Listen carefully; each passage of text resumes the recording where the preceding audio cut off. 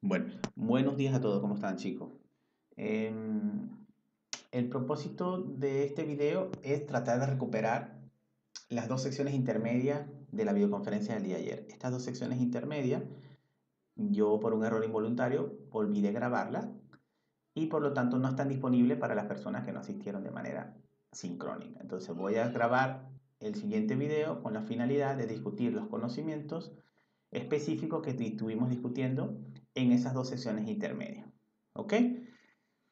A medida de subsanar este pequeño inconveniente, he decidido que la prueba de mañana para evaluar esta unidad, en vez de suspenderse hasta las 4:55 de la tarde, no va a tener un plazo más largo. ¿Ok? Va a ser desde las 8 de la mañana de mañana hasta las 23:59 del día jueves. ¿Ok? Eso le permite a ustedes ver el material, los que no asistieron de manera sincrónica, ver el video que voy a montar dentro de un rato cuando termine esto y tener el tiempo suficiente para hacer cualquier concurso con preguntas sobre el tema y nosotros podemos tener interacción sobre el tema y la unidad 3 de química de hidrocarburos. Vale, ya sin irnos directamente al punto que nos compete en esta videoconferencia, voy a atacar entonces lo que corresponde a a la unidad 3, el tema 1, química de los hidrocarburos. ¿Ok? Ayer en la primera videoconferencia que sí quedó grabada, habíamos discutido hasta la página 3 de esta presentación. Entonces voy a ir directamente sobre la página 4. En la página 4 aparece lo que se llama la composición de hidrocarburos, ¿no? Yo les mencionaba en el día de ayer que una vez que nosotros tenemos la necesidad de conocer nuestra composición de hidrocarburos, cómo están compuestos los hidrocarburos. Entonces, uno de los análisis que se hace en la industria petrolera es el análisis SARA. Esto que aparece aquí, este acrónimo que aparece que estoy señalando en rojo. Y este acrónimo tiene que ver con las los componentes de hidrocarburos. Fíjense, la S viene de los componentes saturados, que simplemente son cadenas de hidrocarburos e hidrógeno asociado por enlace simple. Aquí vemos la estructura química de un saturado, ¿ok? Una estructura química que tiene enlaces simples, como lo vemos en el diseño de aquí, ¿ok? Y es principalmente, vemos un ejemplo de una molécula de un hidrocarburo saturado, un componente de hidrocarburo que se llama metano, ¿ok? Tenemos otro componente que se llama aromático, que es el segundo que aparece aquí, y ya son ciclos de carbono, en este caso, que presentan dobles enlaces alternos y aparece la famosa estructura del anillo bencénico, ¿ok? El anillo bencénico, que es el que aparece en esta laminita, ¿ok? La molécula de anillo bencénico. Fíjense que los enlaces ya son un poco más complejos y son de tipo cíclico. Entonces, estos son los dos principales componentes de lo que llamamos hidrocarburos saturados y aromáticos. ¿Okay? Y luego tenemos unos dos componentes adicionales que son las resinas y los asfaltenos. ¿Okay? Las resinas y los asfaltenos son moléculas estructuralmente mucho más complejas, son combinaciones de aromáticos y saturados, con terminaciones de otros elementos como oxígeno, azufre y nitrógeno. ¿Vale? El asfalteno a la vez es más complejo que la molécula de resina. Entonces aquí en la parte de abajito de esta lámina aparece como llamado no hidrocarburos, porque estos dos componentes, tanto la resina como los asfaltenos, son llamados no hidrocarburos. Son llamados no hidrocarburos porque tienen otros componentes, como vemos que les estoy señalando aquí. Nitrógeno, azufre en algunos casos, oxígeno en algunos casos, que por eso se llaman no hidrocarburos. Entonces, lo que estuvimos discutiendo es que químicamente las moléculas más sencillas son a nivel de saturado y las moléculas más complejas son las asfaltenos y resinas o los no hidrocarburos. Al ser más complejas, quiero decir que son más pesadas también, ¿vale? Fíjense, una molécula de un hidrocarburo saturado tiene cadenas simples, tiene enlaces simples, por lo tanto tienden a ser más livianos. Por lo tanto, el componente de hidrocarburo si un hidrocarburo tiene más saturado, tiende a ser un hidrocarburo con mayor gravedad API, o sea, un hidrocarburo más liviano, tipo condensado. Mientras que cuando el hidrocarburo tiene más tipos de resinas y asfaltenos, entonces tiende a ser con una gravedad API más baja, un hidrocarburo más pesado. Entonces podríamos poner una flecha aquí que indique que la gravedad API en el sentido de complicación de la estructura química, ¿vale?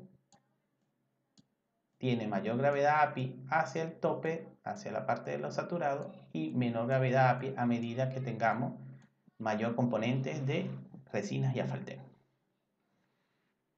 En las siguientes láminas vamos a ver ahora unos ejemplos de estructuras químicas de estos diferentes tipos de hidrocarburos. Aquí en esta lámina vemos una estructura química de los hidrocarburos saturados en este caso, o como son llamados también asfaltenos. Entonces fíjense, son cadenas simples, ¿okay? Son hidrocarburos simples, son átomos de hidrógeno y carbono unidos por enlaces simples, ¿okay? Enlaces simples como el metano, el etano, el propano, el normalbutano, el isobutano, y en la parte de abajo fíjense la estructura química que desarrollan.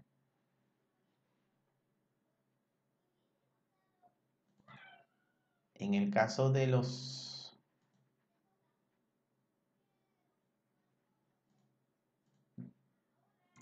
ya voy, que aquí hay un pequeño inconveniente, no sé por qué.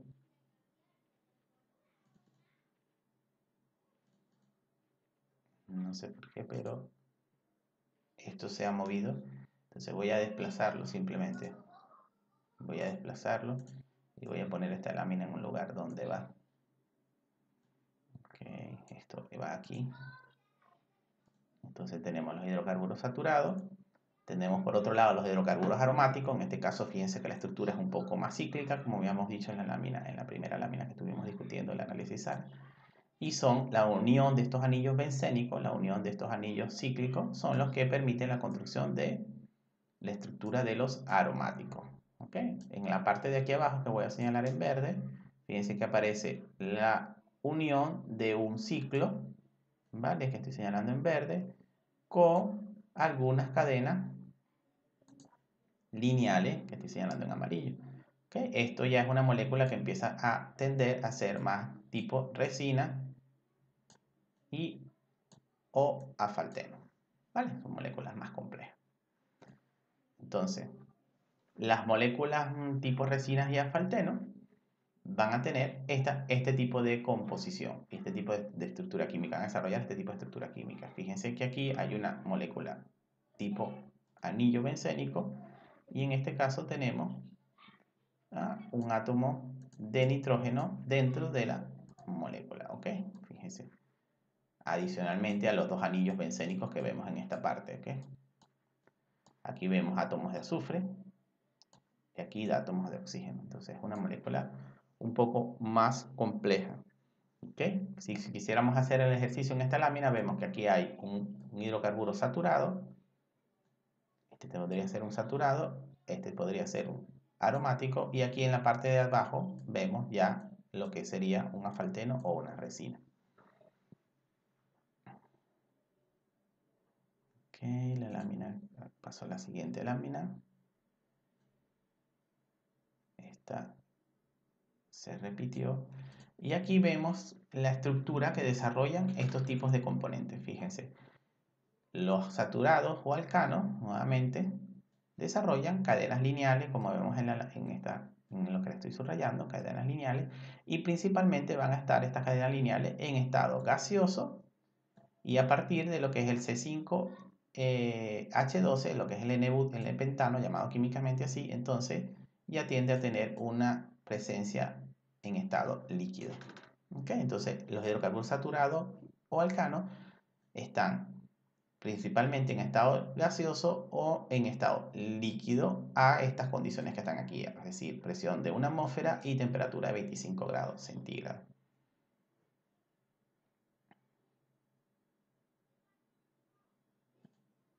Cuando analizamos los aromáticos, en este caso, recordemos que los aromáticos son anillos bencénicos, como vemos en este circulito que estoy volviendo a remarcar. ¿Okay?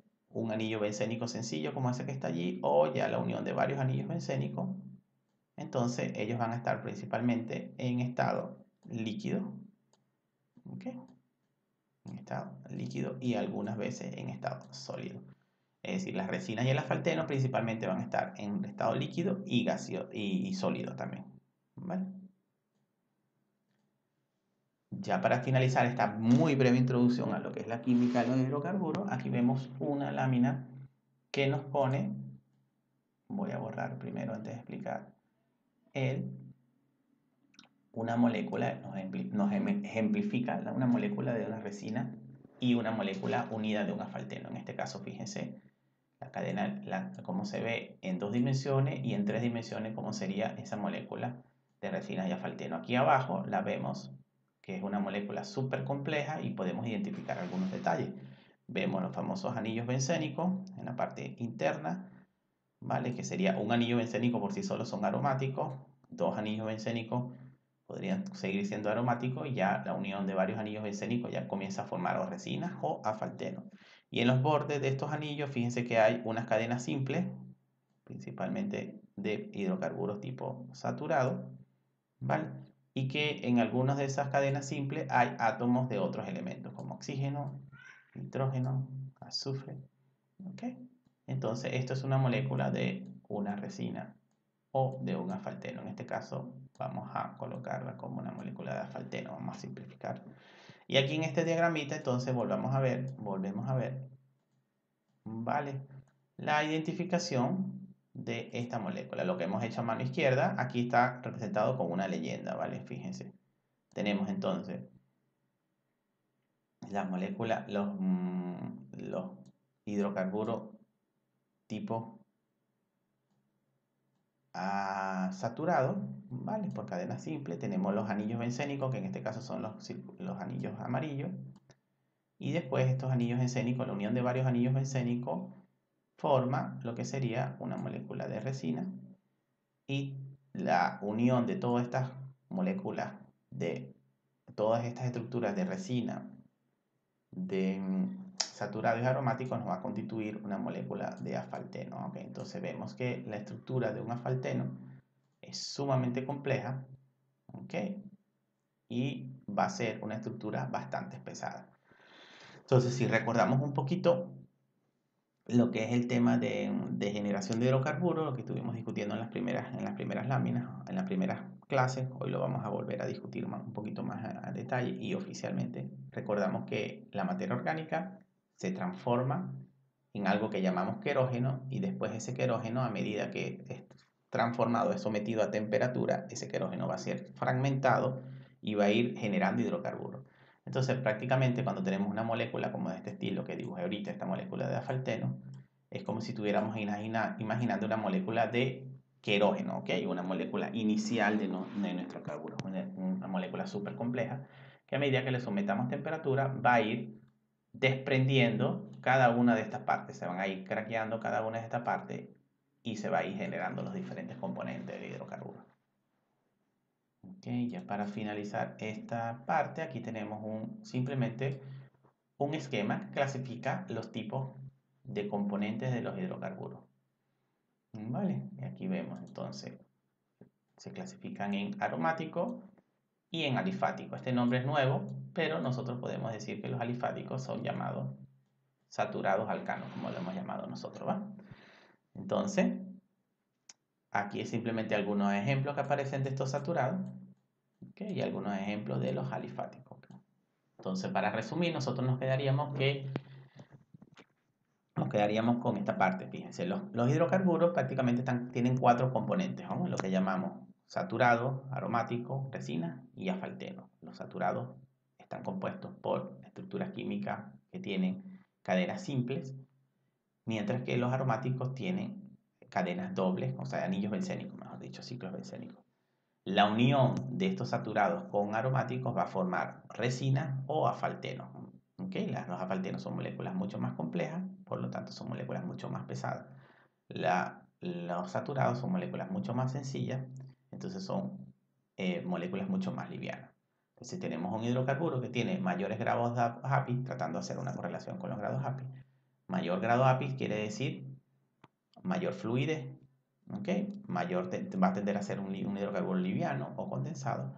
Entonces en este caso tenemos que va a tener mayor componente de saturado o aromático, ¿vale? Un hidrocarburo más pesado con menor grado de Happy va a tender a tener componentes tipo resinoso y asfalteno. Vale, vamos a pasar a la segunda parte de la presentación. ¿Okay? Y en esta segunda parte nos vamos a enfocar a lo que es estos tres puntitos: geoquímicas petroleras, definición de la roca madre y caracterización de la roca madre. ¿Okay? Ahora, para nosotros recordar lo que es una roca madre, vemos el gráfico que discutimos desde nuestro primer día, ¿okay? En donde decíamos que una roca madre es un intervalo de roca que está en el subsuelo con ciertas características, ya más adelante vamos a ver la definición, y que esa característica que ella tiene le permite que cuando es expuesta a temperatura adecuada, en este caso 120 Fahrenheit o 60 centígrados, 350 Fahrenheit o 120 centígrados, ¿vale? Esa materia orgánica o esas características se van a transformar de materia orgánica a hidrocarburos. ¿Okay? Eso es nuestra roca madre. Entonces, nosotros necesitamos caracterizar nuestra roca madre porque dentro de un sistema petrolero abarca lo que es una roca madre, una roca generadora. ¿Ok? Decíamos unos de los ejemplos, estuvimos diciendo el viernes o el miércoles de la semana pasada, que nosotros debemos de conocer nuestra roca madre para hacer, por decir un ejemplo, una aplicación es hacer balance de materiales, saber cuánto hidrocarburos es capaz de generar nuestra roca madre y saber cuánto hidrocarburos resta en nuestra cuenca. Otro ejercicio puede ser saber en qué momento la roca madre, porque si sabemos el intervalo a la que pertenece nuestra roca madre, nuestro intervalo estratigráfico, podemos saber en qué momento ella alcanzó condiciones de generación y expulsión de hidrocarburos. Eso es otro análisis que podemos hacer. Otro análisis que podemos hacer, o que debemos hacer, otra aplicación, es saber qué tipo de producto va a generar nuestra roca madre. ¿Va a generar gas? ¿Va a generar líquido? ¿Qué tipo de hidrocarburo va a generar? Entonces, por eso necesitamos conocer nuestra roca madre. ¿Vale? Entonces, aquí voy a ir a esta lámina que dice, nosotros hemos estado hablando de nuestra roca madre y hemos estado hablando diciendo que el hidrocarburo se genera a partir de la transformación de materia orgánica en hidrocarburo por acción de la temperatura principalmente. Entonces, eso es lo que se conoce, esa teoría que yo le estaba explicando es lo que se conoce como la teoría orgánica. La teoría orgánica simplemente, vuelvo y repito, se basa en que el hidrocarburo proviene de una materia orgánica original que a medida que es sometida a temperatura se transforma en hidrocarburo. Los datos de esa teoría orgánica es que la mayoría de las acumulaciones están en rocas sedimentarias, en cuencas sedimentarias, y que los componentes de hidrocarburos, ¿vale?, tienen una respuesta muy parecida a la composición química de los organismos. ¿Okay? Esos son los datos o las bases de esa teoría. Esa teoría, vamos a ir a la lámina anterior y después volvemos sobre esta. Lo que nos dice es esta lámina que está aquí, ¿vale? Voy a borrar. Tenemos que manejar este esquema que está aquí. Fíjense, este esquema lo que nos presenta es un gráfico que tiene un eje vertical donde hay temperatura principalmente, y a medida que en el sentido de la flecha hay mayor temperatura y menor temperatura. Aquí en este punto es 0, es la superficie, y en el eje horizontal tenemos porcentaje, ¿vale? Porcentaje relativo de hidrocarburos. ¿Ok? Entonces, imagínense aquí, tenemos una materia orgánica que se deposita en superficie, y si esa materia orgánica que estoy dibujando en verde tiene las condiciones adecuadas, ya más adelante veremos cuáles son esas condiciones, para preservarse y no destruirse, entonces esa materia orgánica en primer lugar va a ser atacada por los microorganismos que viven en esta zona. ¿Okay? Y esos microorganismos van a generar un producto que se conoce con el nombre de gas biogénico. ¿Okay? Esto que estoy dibujando en azul, fíjense que hay un pico aquí y ese famoso metano biogénico. Es un hidrocarburo principalmente generado por acción biológica y no por temperatura. Entonces por eso su término biogénico. ¿Vale? Entonces ese hidrocarburo se genera por la acción microbacteriana sobre la materia orgánica cercana a superficie. Fíjense que cuando alcanzamos cierto nivel de profundidad, que se va a traducir en cierto nivel de temperatura y presión, como este que estoy señalando en azul acá, entonces ya la producción del metano biogénico va a disminuir. ¿Vale? Fíjense que aquí hay muy poca producción de metano biogénico. ¿Vale? Lo que estoy señalando en amarillo. Entonces, si esta materia orgánica es profundizada, esta materia orgánica que estoy poniendo en verde y que estoy señalando su camino de enterramiento, a medida que ella es profundizada, simplemente lo que va a ir pasando es por cada una de las zonas de temperatura. Cuando alcanza ciertos tipos de temperatura, como esta que voy a marcar en amarillo, vamos a marcarla en amarillo, sí, vamos a marcarla en rojo. Aquí, ¿vale? Y aquí. Cuando alcanza ciertos grados de temperatura, en este caso vamos a hacer una síntesis, vamos a poner que estos son los 60 grados centígrados, y estos son más o menos los 120 grados centígrados. Entonces, cuando nuestra roca madre o nuestra materia orgánica alcanza esas temperaturas, entonces va a ocurrir un fenómeno importante. Va a ocurrir que la materia orgánica va a transformarse de materia orgánica a hidrocarburos. Fíjense que a partir de los 60 grados centígrados, esto que estoy señalando con el cursor en rojo, fíjense lo que sucede. Empieza a aparecer un volumen de petróleo o hidrocarburo líquido, ¿vale? Que estoy señalando en azul ahora.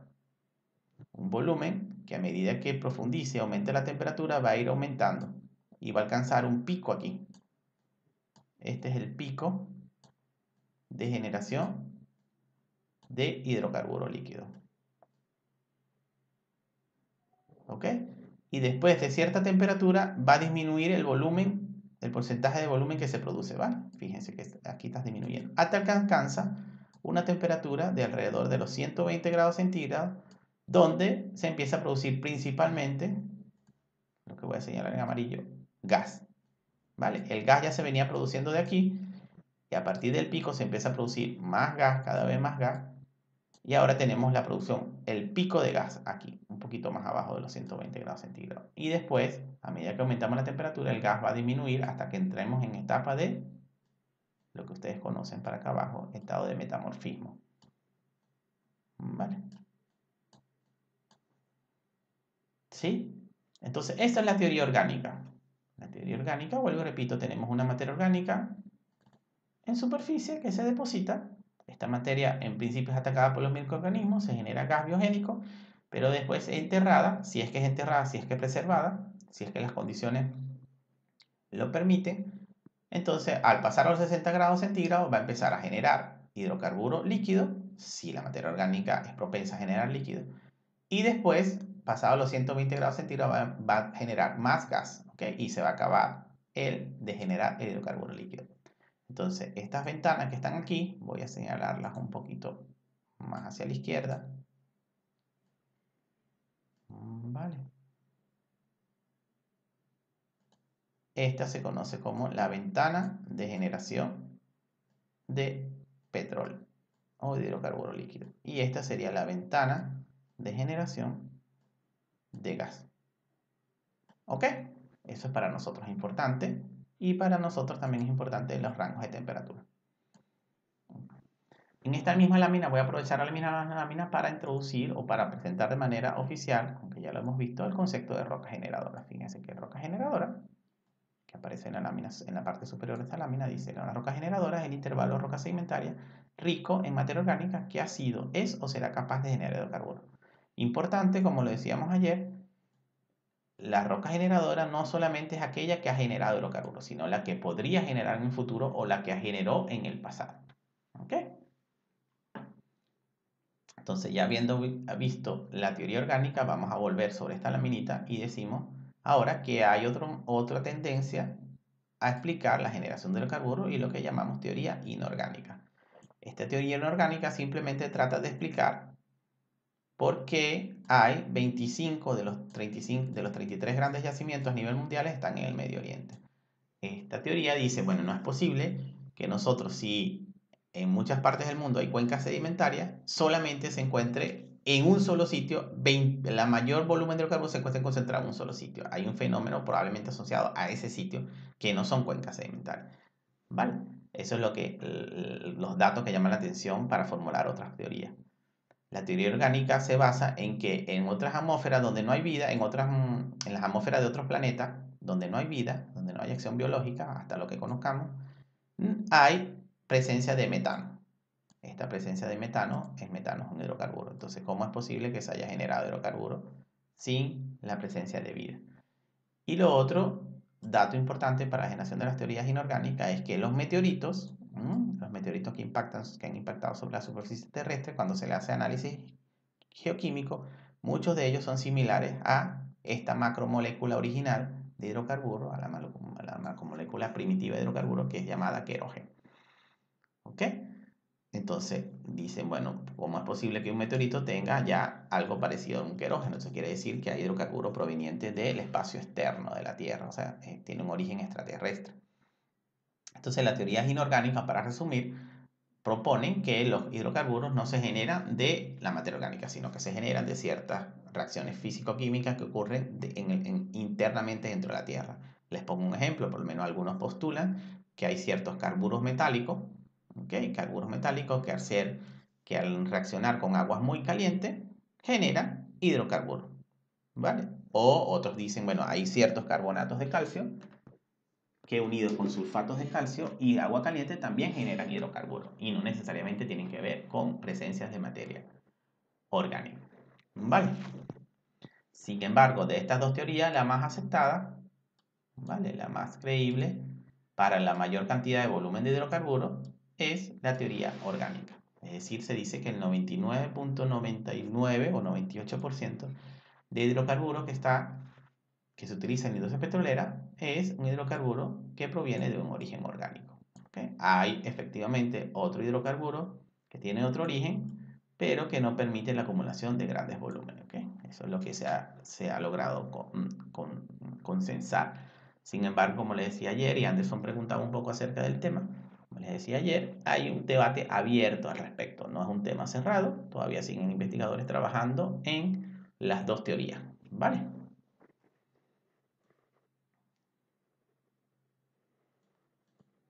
Habiendo visto esto, entonces nos queda enfocarnos en la roca generadora y nos vamos a enfocar a la roca generadora. Nos vamos a interesar en describir y en caracterizar tres cosas de su materia orgánica. Y la roca generadora la vamos a describir por tres cosas respecto a su materia orgánica. La primera es la cantidad o riqueza de materia orgánica, cuánta materia orgánica tiene. La segunda es la calidad o tipo de materia orgánica, es decir, qué tipo de materia orgánica tiene. Y la tercera sería la madurez de esa materia orgánica. Son tres cosas que nosotros vamos a estudiar de una roca generadora. Entonces, el primero de ellos, que es la cantidad, ¿vale? Cantidad de materia orgánica, ¿vale? Es el volumen de materia orgánica que contiene una roca. ¿De qué depende el volumen de materia orgánica que tiene una roca? Bueno, el volumen de materia orgánica que tiene una roca va a depender de dos factores. El primer factor es que haya generación de materia orgánica, es decir, que haya productividad biológica. Pero además que haya productividad biológica que va a estar relacionada con los procesos de fotosíntesis y suministro de nutrientes, también va a ser importante que esa materia orgánica se preserve. ¿Vale? Entonces depende de estos dos factores. El primero, que haya producción. Y el segundo, que se preserva. De nada hacemos produciendo si no se preserva. Ya les ponía en el caso de la Amazonía. En la Amazonía tenemos una alta generación, hay una alta productividad biológica, pero las condiciones, ¿vale? Probablemente en muchos de los lugares no permite la preservación de la materia orgánica. Entonces, en ese caso, la cantidad resultante, el volumen de materia orgánica resultante en nuestra roca madre, no va a ser alto. ¿Vale? Entonces, nosotros la productividad biológica ya la controlamos y ya la dijimos que va a depender de la producción, va a depender de la fotosíntesis y el suministro de nutrientes en el medio para que haya productividad biológica o producción de materia orgánica. Y el segundo factor de que va a depender, lo que es la concentración y la preservación de la materia orgánica, ¿vale? Va a depender principalmente de esto que hemos llamado aquí el oxígeno disponible en el medio. ¿Okay? El oxígeno disponible en el medio. Muchos de ustedes en la prueba de diagnóstico del conocimiento, esta pregunta apareció y ustedes la respondieron asertivamente. ¿Okay? El oxígeno disponible nos va a decir cuáles son las condiciones en las que se encuentra el medio, en condiciones redox, ¿no? Condiciones de oxidación o de reducción. Si tenemos un oxígeno disponible en esta tablita que aparece aquí, entre 8 a 2 mililitros por litro, lo llamamos un ambiente óxico. Y por el contrario, si tenemos ausencia de oxígeno, lo llamamos anóxico, ¿vale? Y en el medio aparece el disóxico y el subóxico. Entonces, un ambiente óxico quiere decir que hay presencia de oxígeno. ¿Qué va a hacer? Que va a haber actividad biológica. Y al haber actividad biológica, la materia orgánica va a desaparecer, no se va a preservar, se va a oxidar. En el caso contrario, en una ausencia de oxígeno va a haber poca actividad biológica o ausencia de actividad biológica. Entonces, la materia orgánica va a tender a preservarse, va a tener buena preservación. Entonces, la preservación de la materia orgánica va a estar relacionada a condiciones reductoras del ambiente sedimentario donde se deposite. Va a estar favorecido por eso. Ahora, esas condiciones reductoras pueden estar controladas por diferentes parámetros. ¿Okay? Veíamos uno ayer que era el parámetro de textural de los sedimentos. Si tenemos un sedimento de grano grueso, entonces a través de ese sedimento, como hay porosidad y permeabilidad, el oxígeno disuelto en el medio acuoso va a percolar y va a haber generación de vida. Entonces aquí va a haber destrucción de la materia orgánica. Si tenemos un sedimento de grano fino, como el que aparece en la parte inferior, este que está aquí, entonces allí el oxígeno disuelto prácticamente va a estar solamente en superficie, no va a percolar dentro de los sedimentos porque no hay porosidad, no hay permeabilidad. Entonces aquí esta materia orgánica se va a preservar. ¿Ok?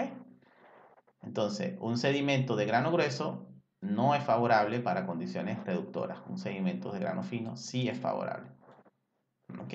Otro es las condiciones fisiográficas. Habíamos puesto este ejemplo. Aquí tenemos el Océano Pacífico, tenemos la bahía de Keith y tenemos una depresión, o una montaña submarina, ¿verdad? Que genera la separación entre la bahía de Keith a la izquierda y el Océano Pacífico a la derecha. Entonces, ¿qué es lo que sucede aquí? Que el Océano Pacífico, las corrientes del Océano Pacífico simplemente se quedan en la parte superior. Cuando entran a la bahía de Keith solamente se quedan en la parte superior y el oxígeno solamente circula en la parte superior. A medida que profundicemos en la bahía de Keith, nos encontramos que hay menos presencia de oxígeno. ¿Cuál es el resultado de eso? Simplemente, fíjense aquí abajo, hay un TOC, que ya les voy a decir qué es, que tiene entre 2 y el 3%, y mientras que en el Océano Pacífico, donde sí hay circulación y reoxigenación del fondo marino, hay un TOC de menor a 0,5%. ¿Vale? El TOC es el carbono orgánico total presente en una muestra. Y el carbono orgánico total es una medida que nos habla de la cantidad de materia orgánica que tiene una roca. Es decir, cuando tengo TOC de 2 a 3%, nos está diciendo que es mayor la materia orgánica que en un TOC de menor al 0,5%. Sin embargo, cuidadito con eso porque el TOC puede incluir otras cosas que ya vamos a discutir más adelante. Pero por ahora quedémonos que el TOC nos dice el porcentaje de materia orgánica que hay en mi muestra. ¿Vale? Entonces, en la bahía de Keith va a haber mayor materia orgánica porque hay más preservación, no porque hay mayor productividad, ¿no? Porque probablemente la productividad biológica, o sea, los organismos que están aquí viviendo en la columna de agua, sin entrar en el detalle, pueden ser que sean los mismos, pero simplemente cuando esos organismos decantan al fondo, en el caso de la bahía de Keith, son preservados porque no hay oxigenación, están en ambiente reductor, mientras que en el Océano Pacífico son destruidos, son oxidados, no se preserva la materia orgánica. Otros modelos u otras cosas que impactan sobre la preservación de la materia orgánica es el modelo de estratificación de agua. Aquí vimos un ejemplito solamente de ayer y veíamos y decíamos, esto es una cuenca sedimentaria, imagínense como un bidón. En la parte de arriba del bidón hay circulación de agua caliente y en la parte de abajo hay agua fría. Entonces hay un modelo estratificado de agua. Ese modelo estratificado de agua no permite que haya una recirculación y oxigenación del fondo. Esto no sucede, esto que yo estoy haciendo.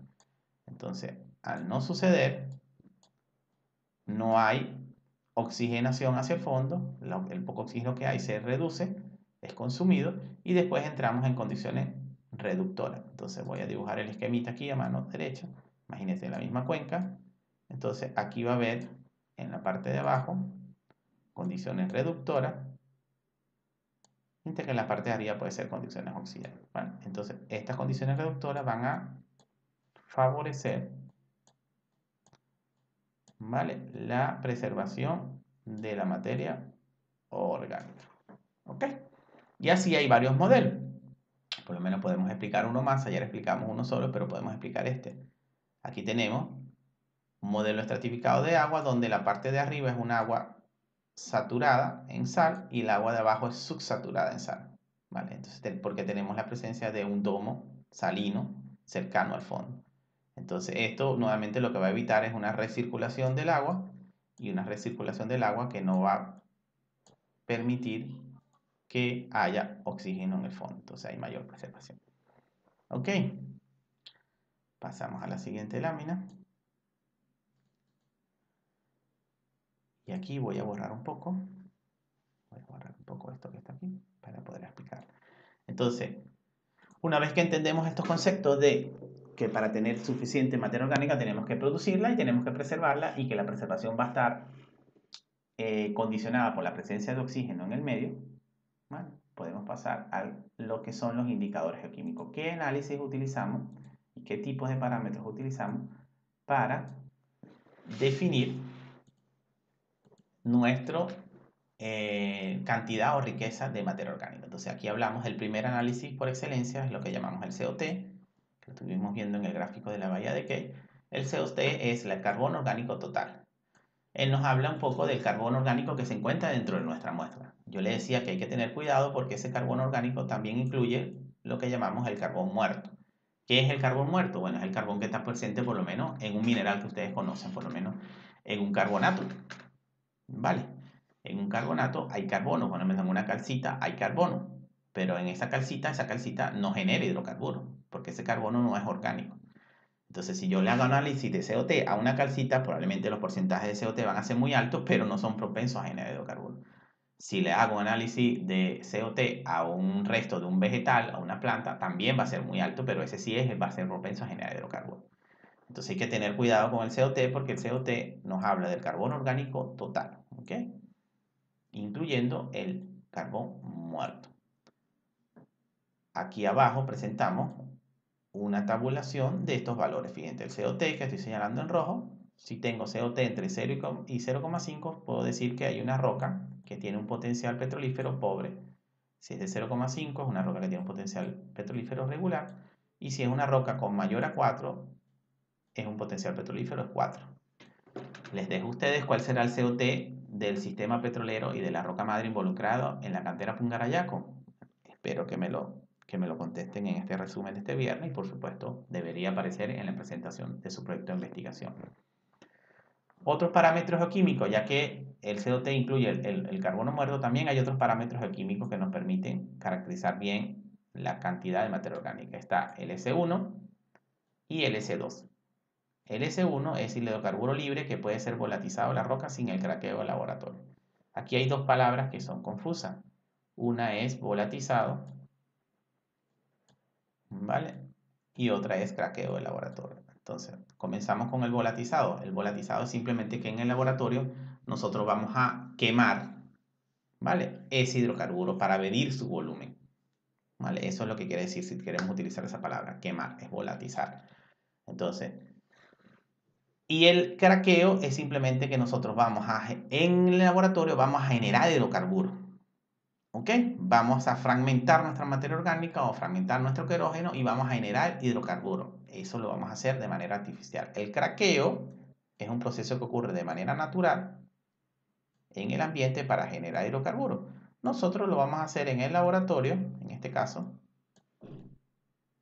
¿Vale? Vamos a simular este proceso que ocurre de manera natural y que involucra mucho tiempo. Lo vamos a hacer de manera artificial en el laboratorio para poder medir el potencial de una roca generadora de hidrocarburos. Esto se conoce como craqueo. Es agarrar una muestra con materia orgánica y someterla a temperatura, aumentar la temperatura y empezar a generar hidrocarburos. Lo mismo que hace la naturaleza, pero nosotros lo hacemos en un laboratorio de manera acelerada. ¿Ok? Entonces, el S1 va a ser el volumen de hidrocarburos que ya se encuentra en la muestra. ¿Ok? Simplemente nosotros agarramos una muestra que traímos de campo, queremos ver su potencial petrolífero y vamos a medir el hidrocarburo que ya tiene allí. ¿Vale? Ese es el volumen de hidrocarburo, el S1. El S2, por el contrario, va a ser el que generemos a partir del craqueo. ¿Ok? Entonces vuelvo y repito, el S1 es el hidrocarburo de una muestra que agarramos en campo y que ya está allí el hidrocarburo, no hacemos más nada. El S2 es, una vez esa misma muestra, le sometemos temperatura, aumentamos la temperatura, hacemos un craqueo y medimos cuánto hidrocarburo se genera. Ese es S2. Entonces, la relación entre estos dos parámetros se conoce como índice de potencial. Es la relación entre S1 y S2. ¿Vale? Y aquí hay una tabulación de lo que es el S1 y el S2. ¿Vale? Tenemos S1 de 0 a 0,5, es una roca pobre. Tenemos S2 entre 0 y 0,20 y 2,5, ¿vale? Y así sucesivamente. Hay varios valores aquí que no los vamos a leer, pero que nos permite clasificar la roca en términos de potencial. Ahora, ¿de dónde salen ese S1 y ese S2? ¿Cómo se miden? Bueno, se miden a través de un análisis que llamamos pirólisis. Pirólisis Roquevale es el análisis más conocido. ¿Ok? ¿Cómo funciona? Fíjense, aquí abajo, que estoy dibujando en rojito, es simplemente el equipo de pirólisis. ¿Ok? Imagínense que hay un equipo aquí, un termo, vamos a simplificarlo, ¿ok?